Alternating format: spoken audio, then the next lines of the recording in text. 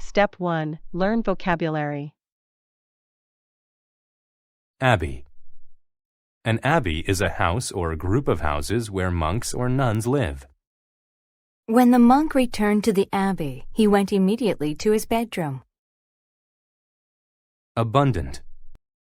If something is abundant, then it is available in large quantities. Cakes, cookies, and candy were so abundant that the child was very happy. Adjoin. To adjoin something means to be next to or attached to something else. She can listen to her brother's conversations because her room adjoins his. Ample. If something is ample, then it is enough or more than enough. There was an ample supply of oats to feed the horses. Arid. If a place is arid, then it is hot and dry and gets very little or no rain. Not many plants grow in the arid desert. Cathedral. A cathedral is an important and often large and beautifully built church. The large cathedral is full of people on Sunday mornings. Deprive. To deprive someone of something means to not let them have it. Because the child was bad, she was deprived of her dessert after dinner. Drought. A drought is a long period of time in which little or no rain falls. After 3 months of drought, the vegetation and trees started dying. Eligible. If someone is eligible, then they are permitted to do or have something. Only people who bought tickets were eligible to win a prize. Fast. To fast means to go without food or drink for a period of time. In her religion, they fast for 5 days and then have a big feast. Grumble. To grumble means to complain. He grumbled about having to work late on Friday. Inland. If someone goes inland, they travel into the center of a country or land. The river curved inland near the campground. Moisture. Moisture is small drops of water in the air or on a surface. If you breathe on a window, moisture from your breath collects on the glass. Nonetheless. If something happens nonetheless, then it occurs despite some other thing. She tried to keep the dog out of the mud, but it got dirty nonetheless. Oath. An oath is a formal, often public promise. Judges must take an oath to be fair to everyone in court. Prairie. A prairie is a large, flat area of grassland. The prairie was perfect for a farm because there were hills and trees. Ragged. If something is ragged, then it is old, torn, and falling apart. They could see his toes through the holes in his ragged shoes. Rugged. If an area of land is rugged, then it is rocky and difficult to travel through. Their car couldn't make it far along the rugged roads. Scarce. If something is scarce, then it is in a very small amount. When gasoline was scarce, we rode our bikes instead of driving to school. Speculate. To speculate means to guess about something. My sister looked at the sky and speculated that it would rain tomorrow.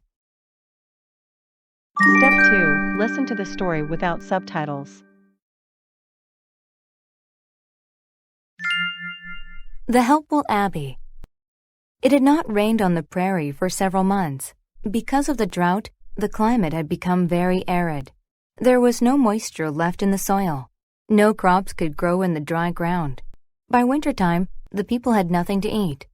The hungry families heard about an abbey near the mountains, where food and water was still abundant. So they traveled inland across the prairie to the abbey. At first, only a few families arrived, seeking food and shelter. Then there was ample food. The monks fed them and let them sleep in the small cathedral. Soon, however, more families were arriving every day. These people had to travel farther, so they were in worse condition. The rugged journey had made their clothes ragged. They were cold and tired. The tiny cathedral was soon full. Food became scarce. The monks began to grumble. They began to speculate that there would be no food. "If more families come, we won't make it through the winter," said a young monk. "We must ask some of them to leave." The abbot heard this. "We cannot do that," he said. "It would be wrong to deprive them of food and shelter. We took an oath to help those that need help. All here are in need, so all are eligible to receive our food and shelter." "But we won't have enough," the monk said. "That might be true, but we must help them nonetheless." "We will fast," the abbot replied. "Also, we will give our rooms in the abbey to those sleeping outside, and we will sleep in the churchyard that adjoins the cathedral." The monks were reluctant at first, but they did what the oldest monk said. By the end of the winter, there was still enough food and shelter for everyone. They learned that sometimes helping others means you must give more help than you first expected. Step 3. Listen to the story with subtitles. The Helpful Abbey. It had not rained on the prairie for several months. Because of the drought, the climate had become very arid. There was no moisture left in the soil. No crops could grow in the dry ground.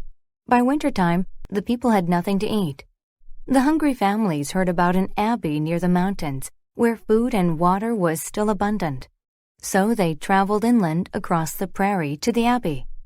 At first, only a few families arrived, seeking food and shelter. Then there was ample food. The monks fed them and let them sleep in the small cathedral. Soon, however, more families were arriving every day. These people had to travel farther, so they were in worse condition. The rugged journey had made their clothes ragged. They were cold and tired. The tiny cathedral was soon full. Food became scarce. The monks began to grumble. They began to speculate that there would be no food. "If more families come, we won't make it through the winter," said a young monk. "We must ask some of them to leave." The abbot heard this. "We cannot do that," he said. "It would be wrong to deprive them of food and shelter. We took an oath to help those that need help. All here are in need, so all are eligible to receive our food and shelter." "But we won't have enough," the monk said. "That might be true, but we must help them nonetheless." "We will fast," the abbot replied. "Also, we will give our rooms in the abbey to those sleeping outside, and we will sleep in the churchyard that adjoins the cathedral." The monks were reluctant at first, but they did what the oldest monk said. By the end of the winter, there was still enough food and shelter for everyone. They learned that sometimes helping others means you must give more help than you first expected. Step 4. Answer the questions. Step 4. Answer the questions. 1. According to the abbot, who was eligible to receive the monk's help? 2. When the monks grumbled, what did the young monk speculate would happen if more families arrived? 3. Why did the monks fast and sleep in the churchyard that adjoined the cathedral? 4. What was the oath that the monks had taken? 5. What did the monks learn about helping others? Bonus. Mark each statement T for true or F for false. Rewrite the false statements to make them true. 1. The moisture in the soil was gone because a drought made the prairie become arid. 2. The hungry families traveled inland to an abbey that still had abundant food. 3. Food was scarce, but the monks had to deprive the families nonetheless. 4. At first, there was ample food and enough room in the cathedral for everyone. 5.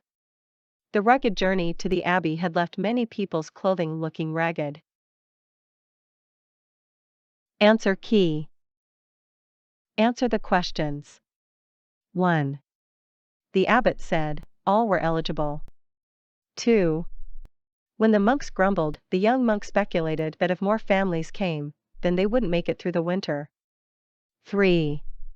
The monks fasted and slept in the churchyard that adjoined the cathedral so that the families would have enough food and shelter. 4. The monks had taken an oath to help those that need help.